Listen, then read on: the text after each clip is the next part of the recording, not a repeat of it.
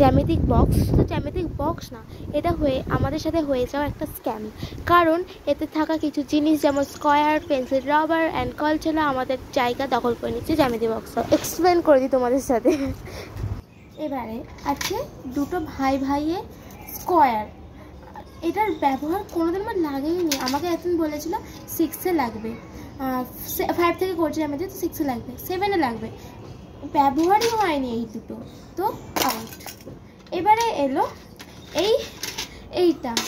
আমি এইটা বলেছিলাম এইটা কিসের জন্য, এর মতন জুড়ে হয়তো এইটা আছে, তো তাহলে এইটা কিসের জন্য তখন বললো এর ব্যবহার 6-এ হবে। তো তখন আমি বলছিলাম 6 থেকে 7 হয়ে গেল, আমি বললাম আছে, 7 থেকে 8 হয়ে গেল, 8 থেকে 9 ব্যবহারই পাচ্ছি না, তাহলে এর ব্যবহারই নেই এমনিতেও, তো আউট। এলো চাঁদা আমাদের 5-এ অনেক ব্যবহার হয়, ডিগ্রিতে বিভিন্ন রকম ডিগ্রিতে কাজে আসে, ঠিক আছে, কিন্তু এটা এতটাই ব্যবহার কম, 5 টাকা কিনে নিতে পারবে, এটা মাত্র 5 টাকা। আর সেটা না হলেও এতই কম ব্যবহার হয়, মানে 6, 7, 8-এ 9 উঠে, এটা আমি লোকের থেকে চেয়ে নিতে পারবো, তো আউট।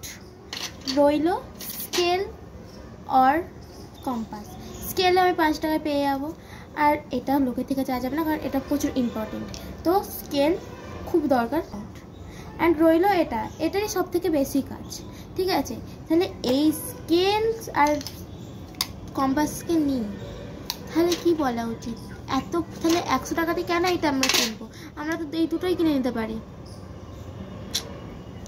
তো